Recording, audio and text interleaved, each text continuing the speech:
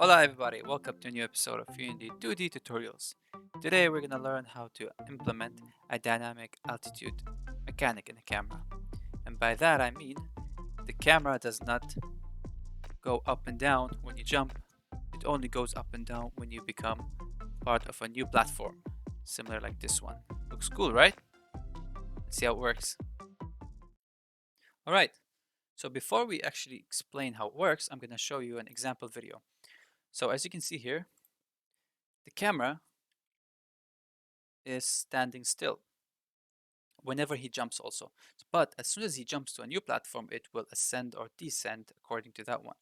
As you can see here, for example, after he kills this guard, he has this platform, he jumps up, it goes up, and that's the whole idea.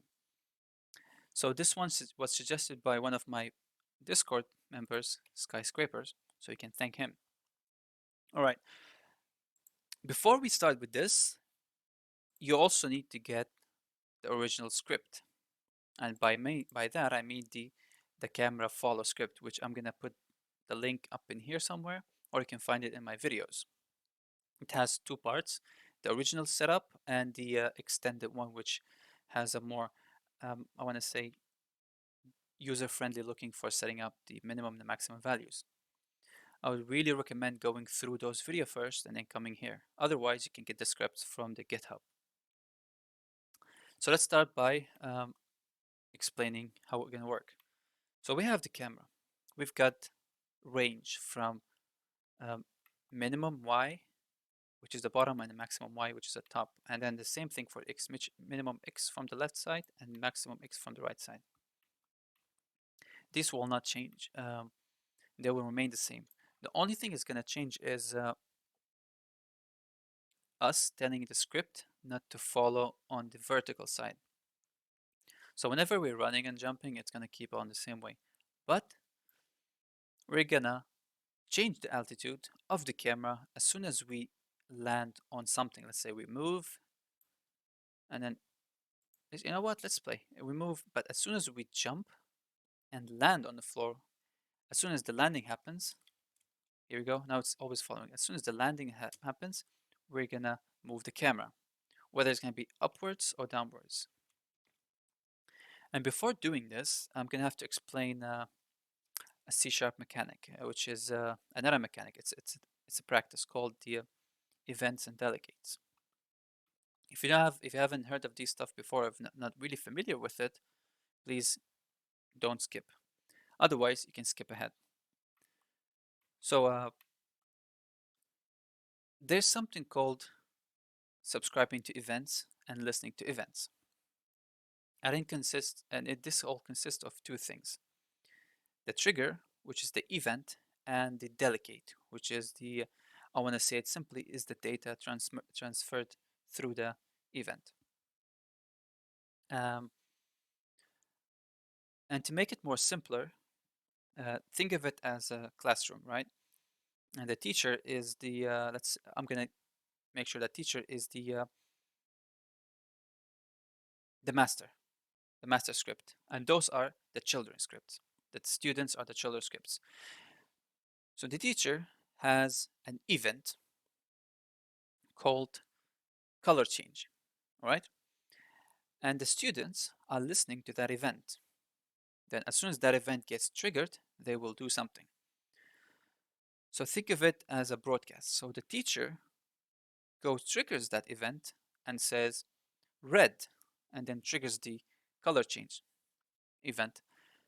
And all the students, they are listening to that event. So they will listen to this trigger and then invoke a specific thing, which is, let's say, he said red, so all of them, they draw the color red on a paper.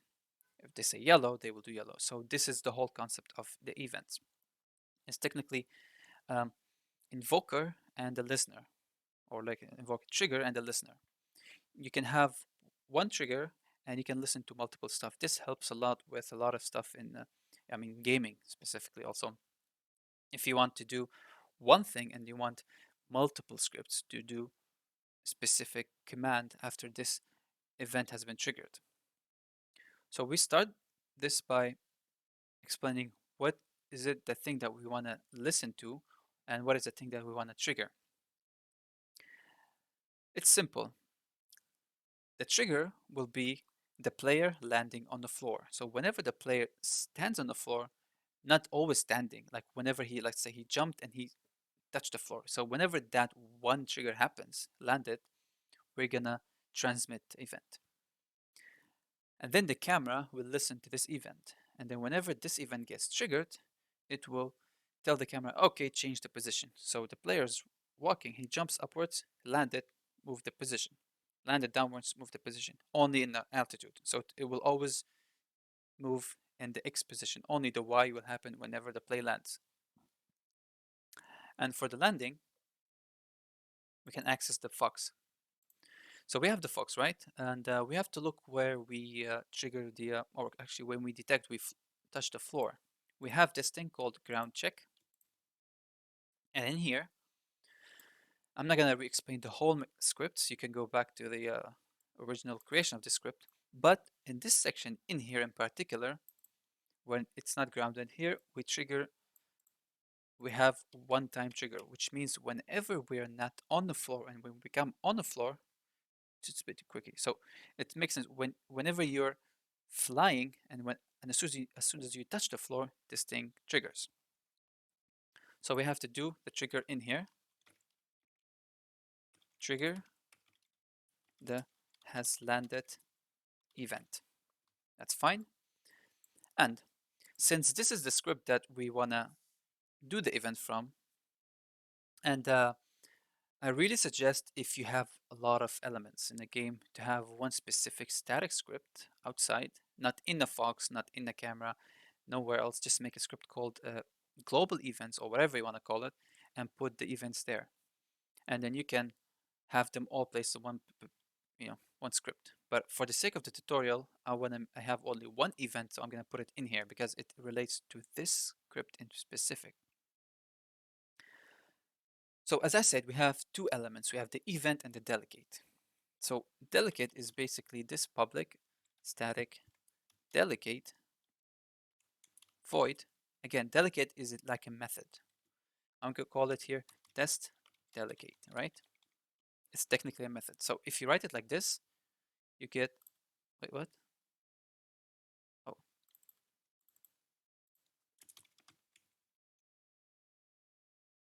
I think I wrote something.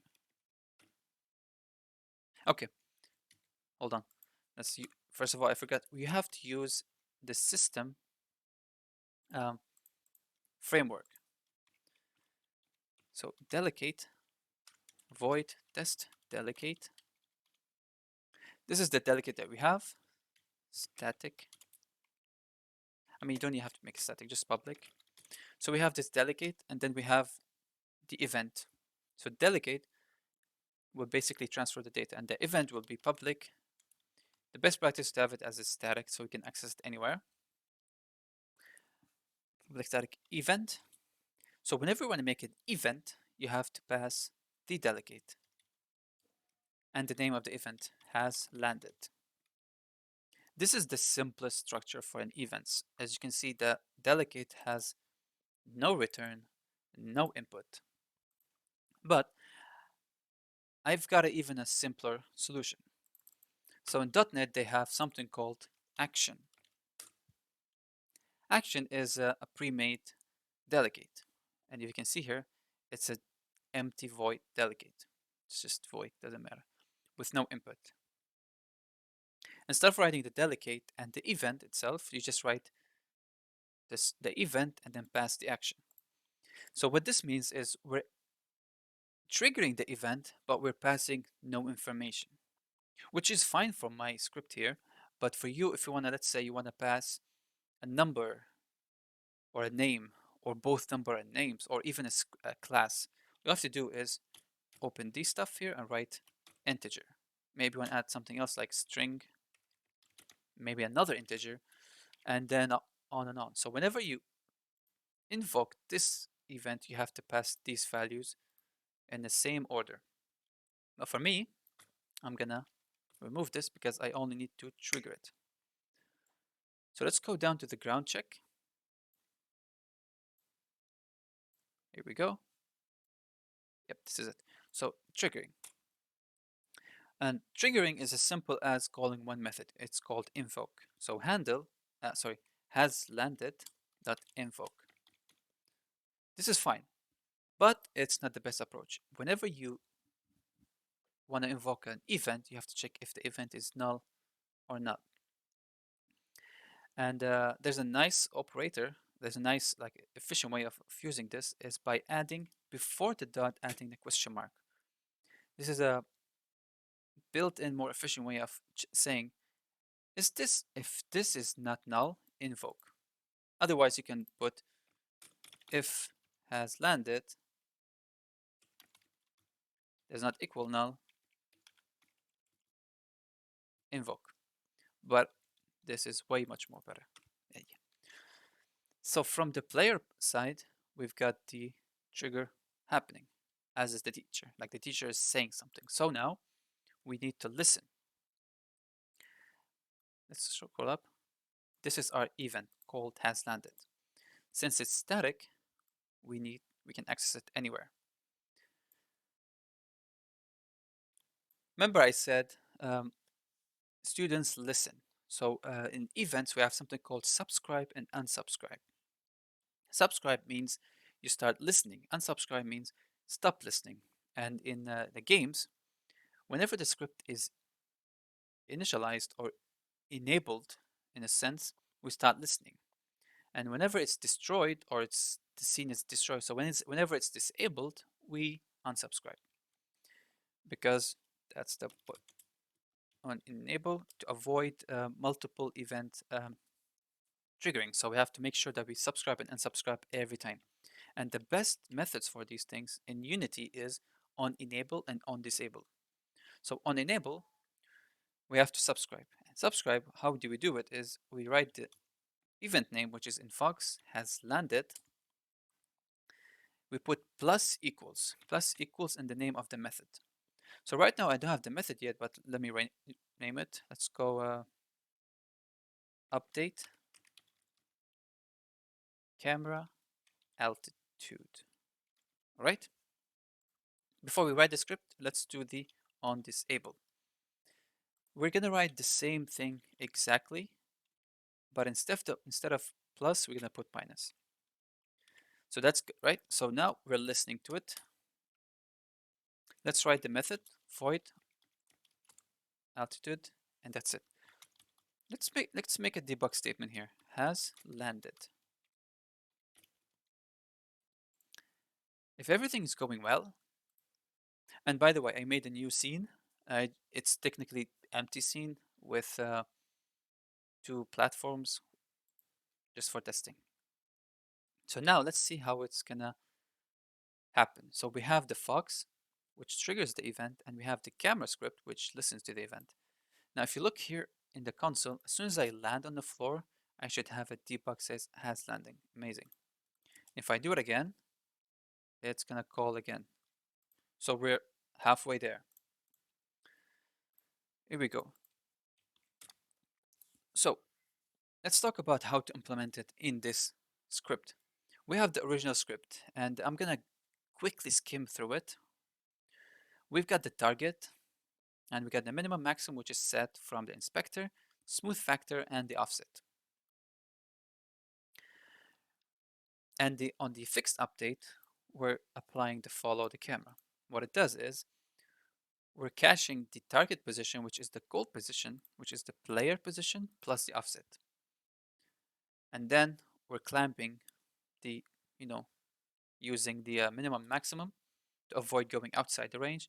And then we're lerping from the current position to that one, so it will be more like a nice transition instead of just clipping.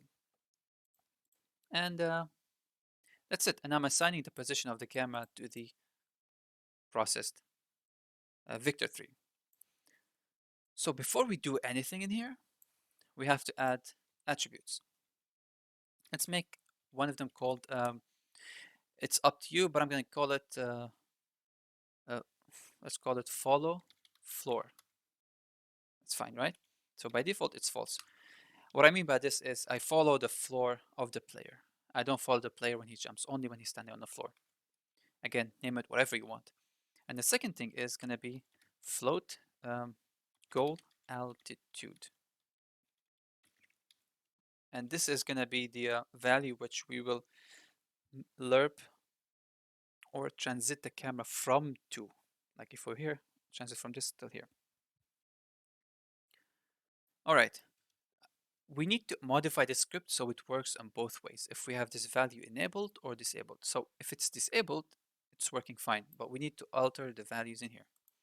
You see, our target position is set properly. We're taking the position of the player, which is the target, sorry, and the offset. We have to do one thing in here. If follow floor, modify the y value accordingly. So again, we have to check if follow player, follow floor, floor follow, I don't know what did I call it. Yep, follow floor. I don't know why it doesn't see it. Here we go. So if it's following the floor, we need to modify only the y value. And you have to pay attention that when we modify the y value, we have to keep the offset there. Because if we modify the y value here, it's gonna negate the offset. So we're gonna do this thing. Target position.y equals goal altitude, amazing, plus offset.y. So we need to keep the offset as it is and then change the y into the altitude. So what this means, if we have the follow floor disabled, it's going to take the original value. Otherwise, it's going to take this value. So this is for the following, it's fine. The next thing we need to do is we need to change the value. There's two ways of doing this one. As I said before, I'm passing no parameters here, which is, you see here, it's empty. But again, if let's say I want to pass the position, so I can put here float, and I can pass it in here also, in this place. But since in the camera script we have a reference of the player, which is called target, we don't need to pass anything. So whenever we trigger the has landed, we need to change the goal altitude into target.position.y. That's technically everything. And that's it. But we need to make sure of another thing is, so this thing will always trigger even if we have the boolean set as false. So we have to make sure that this does not get affected. As you can see here, we have this thing here. So even if we change the value of this one, it's not going to get applied because we're not accessing it unless it's true. But still, it's a good practice if we do this thing. If follow floor is false, we just return. Just for the sake of it. Let's just make sure that we don't even change the value.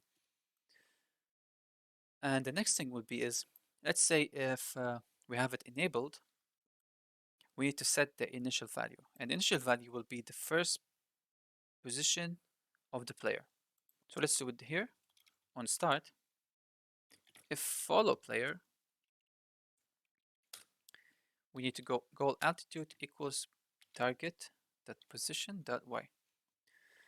What that means, because let's say if we did not assign this, the goal altitude will have a default value, which is I think 0, which is not correct. So we have to get the position of the player in here. I assume we have everything correct.